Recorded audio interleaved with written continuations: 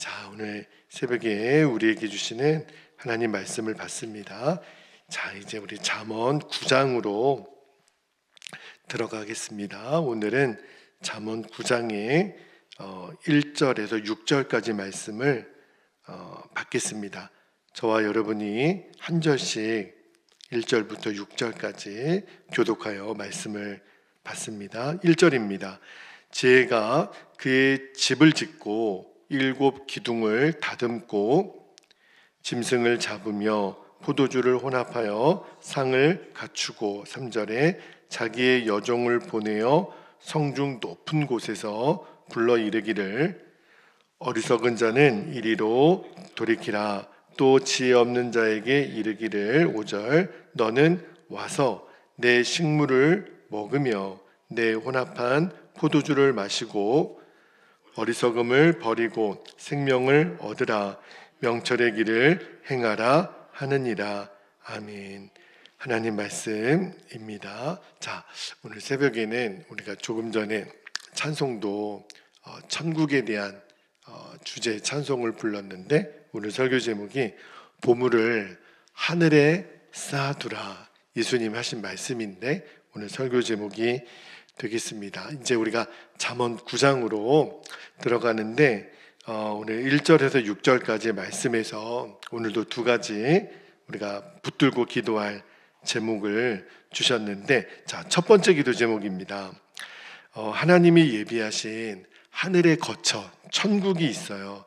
거기에 내 마음을 두고 그리고 천국에 보화를 쌓게 하옵소서.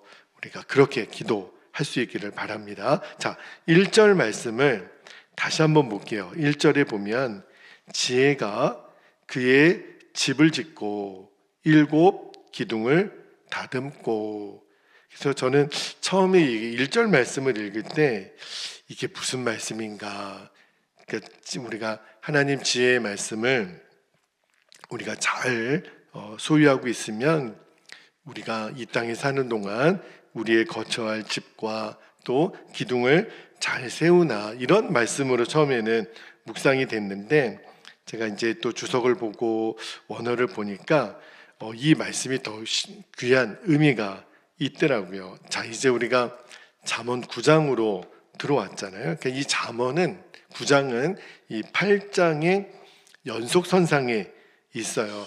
여러분, 잠언 8장을 읽을 때 제가 어떤 말씀을 여러분과 좀 나눴냐면 이 지혜라고 하는 게 하나님 그분이라 그랬어요. 그래서 지혜의 말씀이 영원하고 완전한 천상의 지혜다. 그래서 그 지혜의 말씀을 지키고 듣고 지키는 자에게는 하나님의 은혜와 축복을 얻게 될 거다. 그 말씀을 우리가 8장 내내 전했던 거였거든요. 그런데 오늘 솔로몬이 어떤 얘기를 하냐면 그 지혜의 말씀을 듣고 순종하는 자들에게 또 하나의 선물이 있다는 거예요. 그게 뭐냐면 저 주님의 나라에 우리가 거할 거처를, 그리고 그곳에 우리가 들어가게 되면 잔치를 열어주시겠다라고 하는 말씀이 오늘 이 잠언 9장 앞부분에 있는 거예요. 그리고 여기 1절을 다시 읽어보면 여러분 1절에 여기 집을 짓는다 그런 표현이 있죠.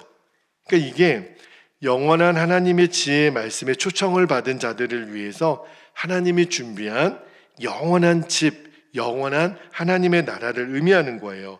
7 기둥은 뭘 말할까요? 여러분, 고대에 굉장히 큰 이렇게 장대한 건축물을 지을 때 여러분 그 당시에 굉장히 그 건축 기술이 오늘날하고는 비교할 수 없겠지만 그 기둥을 몇 개를 세웠냐면 7 기둥을 세웠다는 거예요. 우리는 보통 기둥하면 사각 기둥을 생각하잖아요. 근데 고대 건축물 중에 튼튼하고 장엄한 건축물들은 기둥이 7개였대요. 근데 여러분, 우리가 7이라고 하는 숫자는 성경에서 뭘 의미하죠? 완전수를 의미하거든요. 그러니까 이게 뭐냐면 이제 하나님 지혜의 말씀에 초청돼서 이제 하나님의 나라에 들어갈 우리들을 위하여 그 거처를 준비하시는데 결코 흔들리거나 무너지지 않을 견고한 집을 우리를 위하여 준비하신다. 그런 의미예요. 그러니까 우리가 이제 이 말씀에 의하여 우리가 진리를 깨닫게 되면 그렇구나. 우리가 이 땅에 살지만 하나님은 우리를 위하여 너무너무 완전하고 흔들리지 않는 거처를 주님의 나라에 준비해 놓으셨으니까 우리가 이 땅에 사는 동안 유한한 그런 어떤 이 세상의 것들로 인해 그것을 집착해서 울고 웃을 필요가 없다는 거예요. 이 세상의 것을 위해서 그렇게 우리가 목매며 살 게 없다는 거예요. 그렇게 살면 아주 무지하고 어리석은 자다. 지금 오늘 그 말씀을 하는 건데, 자, 여러분, 그 지혜의 말씀이 우리를 영원한 하나님의 나라로 이끌어 가신다. 이거를 우리가 기억하고 있어야 돼요. 그래서 예수님이 마태복음 6장 20절 산상수훈에서 뭐라고 말씀하셨냐면, 자, 마태복음 6장 20절을 볼게요. 오직 너희를 위하여 보물을 어디에다가요? 하늘에 쌓아두라. 거기는 좀이나 동록이 해하지 못하며 도둑이 구멍을 뚫지도 못하고 도둑질도 못하느니라. 여러분, 예수님이 산상수훈에서 보물을 하늘에 쌓아두라. 그러니까 이렇게 말씀하신 이유는 이 세상에 너희들의 눈에 보이는 것에 그렇게 집착하며 살 이유가 없다는 거예요. 왜요? 우리가 구원받은 성도이기 때문에. 하나님의 나라는 영원하거든요. 하나님의 나라는 완벽하거든요. 그 나라에 우리는 곧 들어가서 살게 될 거예요. 그러니까 보물을 어디에 쌓아두냐면 하늘에 쌓아두라는 거예요. 이 세상에 유한한 것이 우리의 영원한 거처가 될 수 없으니까. 그래서 성경은 우리의 인생을 잠깐 왔다가 떠나가는 나그네 인생이고, 정말 아침 안개와 같이 금방 없어질, 여러분, 우리가 지금 느끼고 있지요? 시간이 얼마나 빠르게 지나갑니까? 올해만 해도 정말 어제 새해를 시작한 것 같아요. 그런데 벌써 지금 5월이고 또 하루를 시작하면 금방 또 밤이고 시간이 이렇게 굉장히 빨라요. 이게 무슨 말이냐면 우리가 이 세상에 영원히 살 것이 아니라는 것을 하나님 계속 가르치고 계시는 거예요. 그러니까 우리가 이 땅에 사는 동안 이 세상의 것이 많다고 해서 그렇게 무한히 기뻐할 이유도 없고, 또 가지지 못했다고 해서 내가 좌절하고 낭망할 이유도 없는 거예요.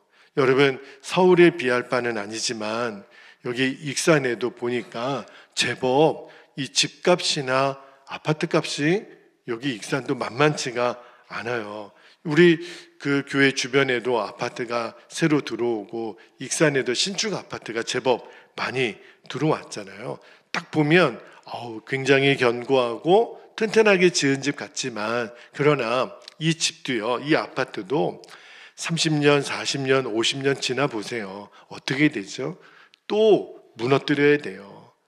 기껏해야 아무리 잘 지어야 50년, 60년 지나면 그 수명도 다 끝납니다. 이게 뭐예요? 이제 곧 무너질 것들이라는 거예요. 영원하지 않다라는 거예요. 여러분, 이것과는 비교할 수 없는, 이 세상에 있는 육신의 장막하고는 비교할 수 없는 영원한 집이 우리에게 있다. 그 우리를 위하여 예비하신 영원한 집은 무너지지도 않고 흔들리지도 않는 그 하늘의 그 믿음의 집이 세워져 있다라는 것을 여러분이 꼭 기억하셔야 돼요. 그러니까 오늘 하루를 우리가 이 땅에 살아요. 대한민국의 국적을 가지고 시민권을 가지고 우리는 오늘 하루를 살아가지만 우리는 또 하나의 국적이 있다라는 것을 기억하셔야 돼요. 나는 이미 천국 시민권을 갖고 있어요. 우리가 세례를 받아 예수님을 나의 구주, 나의 하나님으로 영접한 그 순간에 우리의 이름이 천국 생명책에 기록이 된다고요. 우리는 이미 천국 시민권을 갖고 있어요. 그래서 예수님이 너희 보물을 하늘에 쌓아두라. 이 세상에 연연할 필요가 없다라는 거예요. 그렇다고 막 살라는 거 아니에요. 대충 살라는 거 아니에요. 천국 시민권을 가진 사람은 그래서 이 땅에 사는 동안 더 열심히, 더 가치 있게, 보람 있게 사는 거예요. 왜? 우리가 궁극적으로 이 땅에서 열심히 살아가는 이유가 그냥 육신의 만족, 이 땅에서의 만족만을 위해 사는 게 아니기 때문에 우리는 천국에 소망을 두고 우리가 천국의 부활을 따르며 사는 사람이기 때문에 담대하는 걸 말하는 거예요. 내가 비록 이 땅에서 잘 산다고 교만할 이유도 없고, 또 내가 형편이 어렵다고 해서 좌절할 이유도 없고, 마지막 날에, 이 땅에서 마지막 날에 우리가 이 땅을 떠나게 될 날, 우리는 영광스러운 우리를 위하여 거처를 예비한 하나님의 나라에서의 잔치에 다 참여하게 될 것을 여러분들이 꼭 기억하고 오늘도 담대하게 살아가실 수 있게 되기를 축복합니다. 자, 두 번째 기도 제목입니다. 두 번째는 첫째 기도 제목이랑 연속선상에 있어요.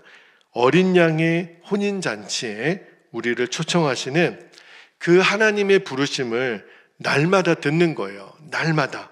자, 2절 말씀을 한번 볼게요. 2절에 보니까 이제 1절에서는 우리를 위하여 거처를 준비했다 그러면 2절에는 짐승을 잡으며 포도주를 혼합하여 상을 갖추고, 이게 뭘 상징하는 것 같아요? 잔치를 준비하는 거예요. 아, 우리를 위하여 거처를 예비하신 주님이 우리를 위하여 잔치를 준비하셨구나.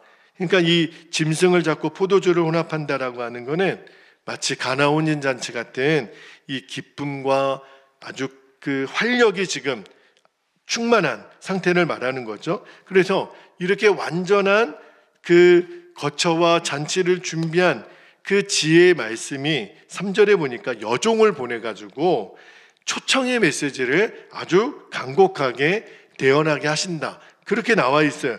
그리고 그 대언의 내용이 4절부터 6절까지 보면 나오는데, 자, 4절에서 6절까지 말씀을 제가 한번 읽어드릴게요. 어리석은 자는 이리로 돌이키라. 또 지혜 없는 자에게 이르기를 5절에 너는 와서 내 식물을 먹으며 내 혼합한 포도주를 마시고, 6절에 어리석음을 버리고 생명을 얻으라. 명철의 길을 행하라 하느니라. 자, 이 4절에서 6절까지 말씀해 보면 이게 전도자의 외침의 주제예요. 주님이 말씀하시기를 내 집을 강건하여 채우라. 그죠? 우리가 복음을 전해서 이 땅에 사는 사람 누구라도 하나님이 마련하시는 그 거처인 천국에 다 들어가야 되니까. 그런데 여기 오늘 말씀을 읽어보면 지혜가 이 불특정 다수인 사람들을 향해 뭐라고 얘기하냐면 어리석은 자, 지혜 없는 자, 이렇게 표현을 해요. 이게 무슨 말이냐면 아무리 지혜의 말씀을 전하고 가르쳐도 듣지 않는 자들이 있다라는 거예요. 하나님이 예비하신 그 거처에 들어오지 않는 사람, 그러니까 지금으로 치면 이런 거죠. 아무리 우리가 복음을 전해도 듣지 않는 사람들이 있어요. 그러니까 그 전도 대상자들, 복음은 듣지만 듣지 않는 자들, 또는 아예 복음을 아예 듣지 못한 미전도 종족들이 있을 수 있겠죠. 어쨌든 아직은 예수님을 영접하지 못하고 하나님의 백성이 되지 않은 사람들 향해 가서 전하라는 거예요. 뭘 전하라는 거예요? 우리를 위하여 하나님이 거처를 예비하셨고 천국 잔치를 준비하시고 초청하고 계시다. 누구든지 좀 들어오라. 그런데 많은 사람들이 그거를 듣지 않고 그 지혜의 말씀을 받아들이지 않는다라는 거예요. 여러분, 이게 얼마나 중요하냐면 여기 3절에 보니까 성중 높은 곳에서, 그러니까 모든 사람이 들을 수 있는 곳에서 이 소식을 전하고 있다라는 거예요. 그 여종을 보내서 모든 이들에게. 저는 이 말씀을 읽다가 이게 전도자의 모습이고 이게 전도자의 책임이구나.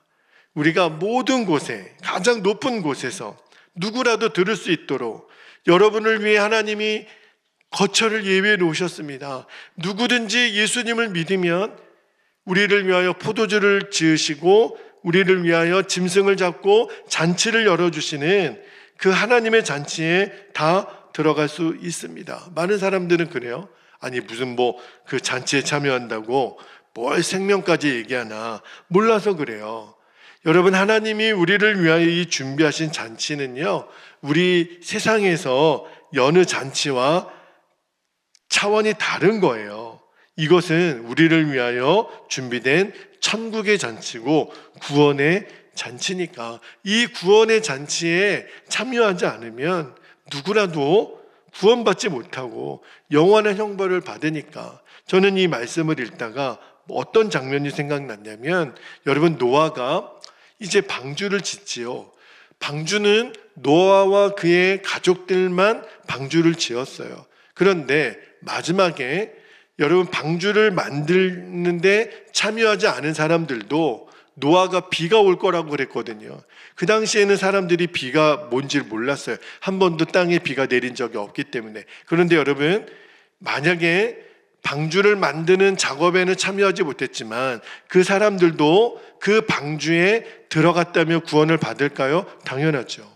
그 방주에 들어가면 구원을 받아요. 이 말은 우리가 하나님 나라에 들어갈 수 있는 우리에겐 처음부터 자격이 없다는 거예요. 다만 그 구원의 초청에 응하여 들어가기만 하면, 예수님을 우리가 영접하기만 하면, 그 구원의 소식을 듣고 내 마음의 문을 열고 예수님을 받아들이기만 하면 우리는 그 구원의 방주에 탑승하게 되는 거예요. 그러면 우리는 구원을 받습니다. 그러니까 오늘 말씀은 제발 들으라는 거예요. 예수님의 이름을 믿고 영원한 생명을 누리라.